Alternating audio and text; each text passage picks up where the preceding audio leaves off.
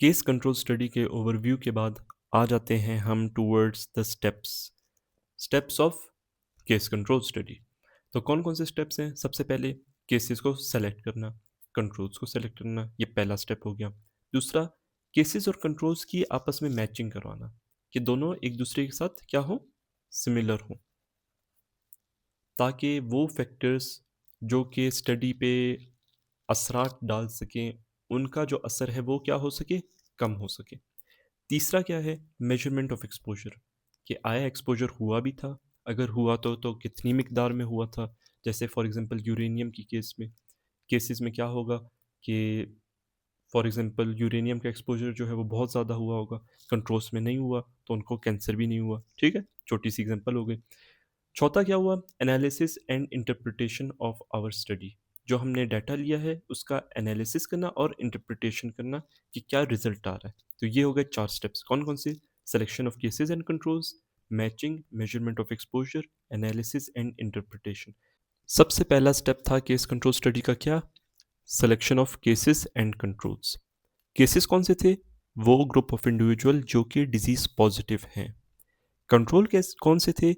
वो लोग जो कि सिमिलर हैं केसेस के साथ मगर उनमें डिजीज बिल्कुल नहीं है। ये थे कंट्रोल्स। अब इस स्टेप में क्या करना है, हमने देखना है और सेलेक्ट करना है किनको? केसेस को और कंट्रोल्स को।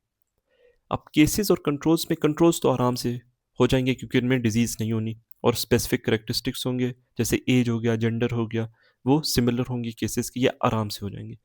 लेकिन केसेस को सेलेक्ट करने के लिए थोड़े मसले हो सकते हैं, जैसे कि फॉर एग्जांपल लंग कैंसर की केसेस हमने सेलेक्ट करने हैं।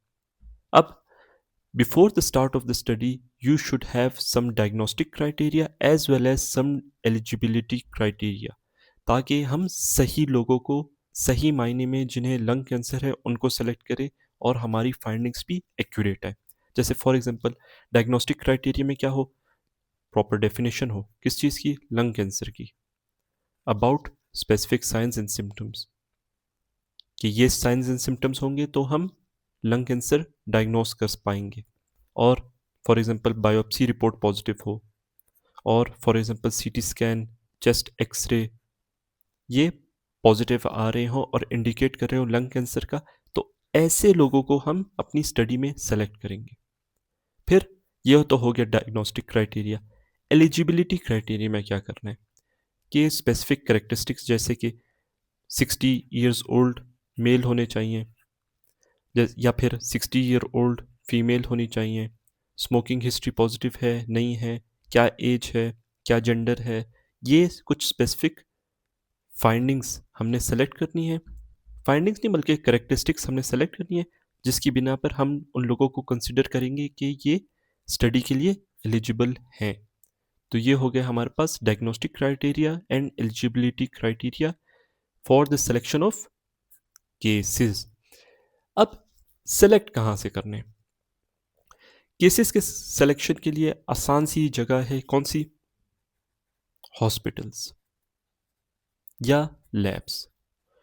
इन दोनों जगह से आपने डेटा निकालना है और उन लोगों को अप्रोच कर लेना है। यहाँ से तो हो गया हमारे पास केसेस की सिलेक्शन। अब कंट्रोल्स की कहाँ से सिलेक्शन करें? याद है मैंने कहा था कि कंट्रोल की सिलेक्शन रिलेटिवली इजी है। कैसे इजी? देखो, आपने केसेस जो है हॉस्पिटल और लैब से ले लिए। अब इन्हीं केसेस के जो रिलेटिव्स हैं जिन्हें वो डिजीज़ नहीं है और उनकी स्पेसिफिक करेक्टरिस्टिक्स भी सिमिलर हैं to that of the cases, उनको हमने सेलेक्ट कर लेना है एज अ कंट्रोल। तो कंट्रोल कहाँ से सेलेक्ट करने? Relatives of whom? Of the cases. या फिर जनरल पॉपुलेशन से भी ले सकते हैं, लेकिन जनरल पॉपुलेशन से लेने में थोड़ा टाइम ज़्यादा लगेगा, इस वजह से ज़्यादा बेहतर है कि रिलेटिव्स ही को सेलेक्ट किया जाए। तो यहाँ पे हो गई हमारे पास selection of cases as well as controls. अब हमने क्या करना है? मैचिंग करनी है। मैचिंग किसकी? केसेस की विद किसके साथ? कंट्रोल्स के साथ। मुश्किल काम हमने कर लिया, वो क्या था? Selection of cases as well as control. अब केसेस और कंट्रोल्स की जो लिस्ट हमारे पास आएगी, जैसे फॉर एग्जांपल ये ग्रुप है इंडिविजुअल का, ये दूसरा ग्रुप हो गया इंडिविजुअल का कंट्रोल्स का, इनको प्रॉपरली मैच करना है। मैच कैसे?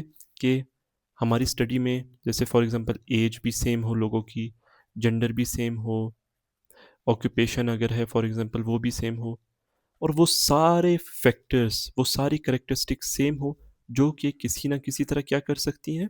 स्टडी को इन्फ्लुएंस कर सकती है। स्टडी के रिज़ल्ट को क्या कर सकती है? इन्फ्लुएंस कर सकती है। उन चीज़ों को हमने सिमिलर रखना है। बाकी जो चीज़ें जो कि रिज़ल्ट पे कोई फ़र्क नहीं डाल सकती, कोई असरात नहीं डाल सकती, उनको बेशक थोड़ा ऊपर-नीचे 19-20 हो जाए, कोई मसला नहीं होगा। तो मैचिंग क्या कहते हैं? मैचिंग किसको कहते हैं? The process in which we select controls in such a way that they are similar to the cases who are already been selected. This is called as matching और ये वाइटल पार्ट है किस चीज़ का? Case control study का। Third step of case control study is exposure measurement. अब इसमें क्या करना है? केसेस और कंट्रोल्स जो हमने सेलेक्ट कर लिए, इनके साथ इनको डायरेक्टली अप्रोच करना है या इनडायरेक्टली अप्रोच करना है। ज़्यादा बेहतर रहेगा कि डायरेक्टली ही अप्रोच किया जाए थ्रू अपने कोई कोलीग के थ्रू या अपने कोई फ्रेंड के थ्रू अप्रोच किया जाए in a friendly manner and in a professional manner. उनसे आपने क्या लेना है? इंटरव्यू लेना है, जिसमें आपने कुछ स्पेसिफिक क्वेश्चन पूछने या उन्हें क्वेश्चनियर प्रोवाइड कर देना है। क्वेश्चन ईयर प्रोवाइड कर देना है, जिसमें आपने पूछना क्या है इंटरव्यू और क्वेश्चनियर में कि फॉर एग्जांपल अगर हमारे पास केसेस में लंग कैंसर आ रहा था और स्टडी भी हमारे लंग कैंसर के रिलेटेड है, तो इन दोनों में आपने पूछना है कि आया कभी इन लोगों ने स्मोकिंग की थी, स्मोकिंग की हिस्ट्री थी केसेस में और कंट्रोल्स में। Cases for example most probably कहेंगे कि हाँ हम लोग स्मोकिंग करते थे और बहुत ज़्यादा सिगरेट पीते थे, और कंट्रोल्स जो होंगे वो कहेंगे नहीं जी हम लोग स्मोकिंग से बिल्कुल दूर थे, हमारे घर में भी कोई स्मोकिंग नहीं कर रहा था, मतलब एक्टिव और पैसिव स्मोकिंग बिल्कुल नहीं कर रहे थे। कंट्रोल क्या कहेंगे कि एक्टिव भी कर रहे थे और पैसिव भी कर रहे थे, जिसकी वजह से क्या हुआ? आपको पता चलेगा कि लंग कैंसर मोस्ट प्रोबेबली किस वजह से हुआ था? स्मोकिंग की वजह से। तो ये हो गया हमारा third step which is exposure measurement. और करते किस तरह? Through interviews and through questionnaires. Then we come towards the last step, and that is to analyze and interpret the data that we have achieved so far. तो ये होगा कैसे? इसमें करना क्या क्या है? इसके दो फर्दर स्टेप है। First is to find out the exposure rate of some specific disease. दूसरा स्टेप क्या है? To find out the odds ratio. अब ये हैं क्या इतनी मोटी मोटी टर्म्स, ये अभी समझाता हूँ। तो सबसे पहले आ जाते हैं towards exposure rate. Exposure rate मालूम करने का, फाइंड करने का क्या रीज़न है? रीज़न सिंपल सा है, ताकि हम overall population of cases and controls में डिटरमाइन कर सकें कितने percentage of the individual exposed थे towards risk factor. For example एक छोटा सा टेबल है, इसमें हम फाइंड करते हैं about the exposure rate of cases as well as control. तो सबसे पहले मैं मार्कर चेंज कर लूँ, उसके बाद केसेस केसेस के एक्सपोजर रेट फाइंड आउट करने के लिए क्या फॉर्मूला है? A divided by A plus सी। दोबारा मार्कर चेंज। ए की क्या वैल्यू आ रही है? 33। ए प्लस सी की क्या वैल्यू आ रही है? 35। कैलकुलेट करेंगे, आंसर आएगा 0.94। इसको परसेंटेज में कन्वर्ट करना है, 100 से मल्टीप्लाई कर दो, क्या आएगा आंसर? 94%। इसी तरह कंट्रोल्स में आ जाते हैं। कंट्रोल में क्या? 55।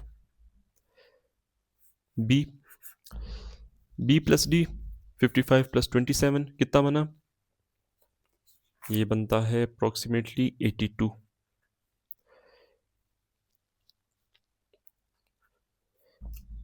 कैलकुलेट किया, आंसर कितना आएगा? 0.67। इसको परसेंटेज में कन्वर्ट किया, आंसर कितना आया? 67%। अब इस डेटा से हमें पता चल रहा है कि केसेस में कितने लोगों रिस्क फैक्टर के साथ एक्सपोजर था, कंट्रोल्स में जो डिजीज हुए उनमें कितना रिस्क फैक्टर के साथ एक्सपोजर था। तो ये हमें इस सिंपल से टेबल से हमें पता चल गया। अच्छा, अब एक्सपोज़र रेट जब भी एग्ज़ाम में दिया जाता है, स्टूडेंट काफ़ी कन्फ्यूज़ होते हैं कि आया हमने इस तरफ निकालना है एक्सपोज़र रेट या इस तरफ करके निकालना है। पहले न्यूमरेटर का तो उन्हें पता होता है कि ए है, डिनोमिनेटर का नहीं पता होता। तो डिनोमिनेटर को पता लगाने के लिए एक सिंपल सा निमोनिक है, वो है देखो ई। ई से एक्सपोज़र। ई का जब आप वन साइड लेफ्ट साइड जब लिख रहे होते हैं, तो वो किस तरफ जा रही होती है? नीचे की तरफ। तो नीचे की तरफ आपने जाना है। A divided by A plus C. Controls में इसी तरह B divided by B plus D. इस तरह हम केसेस भी फाइंड कर पाएंगे और कंट्रोल भी, और देखेंगे कि कितने ओवरऑल पॉपुलेशन ऑफ केसेस और कंट्रोल में कितने जो है percentage of the individual were expose to what, to risk factor. तो ये हो गया एक्सपोजर रेट फाइंड आउट करना। सेकंड पर हम आ जाते हैं एंड दैट इज नेक्स्ट हम आ जाते हैं टुवर्ड्स ऑड्स रेशो। अब ऑड्स रेशो क्यों निकाल रहे हैं? ये हम निकालते हैं to get to know about the strength of association between risk factor and disease. For example अभी पीछे आइसक्रीम वाला आया हुआ है, तो जो आइसक्रीम खा रहे हैं उनमें और फेरेंजाइटिस के केसेस में कितना स्ट्रेंथ ऑफ एसोसिएशन है, मतलब जो लोग आइसक्रीम खा रहे हैं कितने फीसद चांसेस हैं उनको फेरेंजाइटिस होने का as compare to those individual जो आइसक्रीम नहीं खा रहे। पीछे वाली एग्जांपल पर आ जाते हैं ताकि आपको आसानी से समझ आ जाए। हमने यहाँ पे क्या पढ़ा था? Risk factor smokers, non smokers. Cases कौन कौन से थे? स्मोकिंग जो करते हैं उनमें कितने केसेस आए थे? 33। और जो नॉन स्मोकर्स थे उनमें कितने केसेस आए थे? 2। इसी तरह कंट्रोल्स, कंट्रोल्स में स्मोकर्स जिनको लंग कैंसर नहीं हुआ था वो 55 थे, और नॉन स्मोकर्स कितने थे? 27 थे। अब ऑड्स रेशो निकालने के लिए क्या करना है? हमने क्रॉस मल्टीप्लिकेशन करनी है।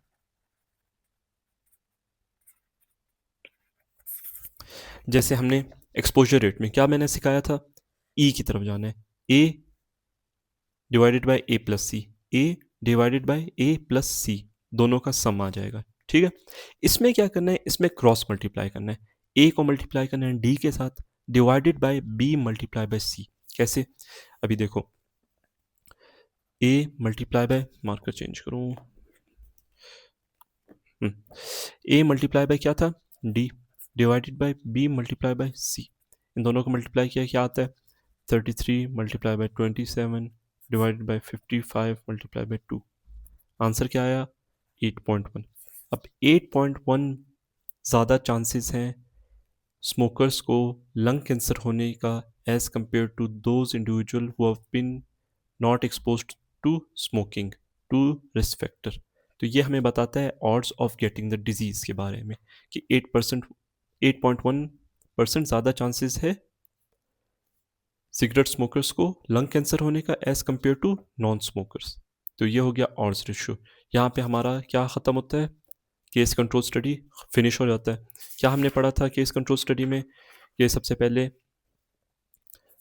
केसेस और कंट्रोल्स के बारे में, कैसे इनकी सिलेक्शन करेंगे, कैसे इनकी मैचिंग की जाएगी ताकि प्रॉपर फाइंडिंग आए, कैसे हमने एक्सपोजर के बारे में मेजरमेंट लेनी है थ्रू किन चीज़ों के? इंटरव्यूज़ और क्वेश्चनियर के थ्रू। एंड फोर्थ क्या था? एनालिसिस एंड इंटरप्रिटेशन, जिसमें हमने क्या पढ़ा था? About exposure rate and about odds ratio. Exposure rate में क्या था? ए डिवाइडेड बाय ए प्लस सी, ये छोटा सा निमोनिक था। क्या बताया था? नीचे की तरफ जाना है। ई नीचे की तरफ होता है ना, तो ए डिवाइडेड बाय ए प्लस सी हो गया था। और ऑड्स रेशो में क्या करना था? क्रॉस मल्टीप्लिकेशन करनी थी।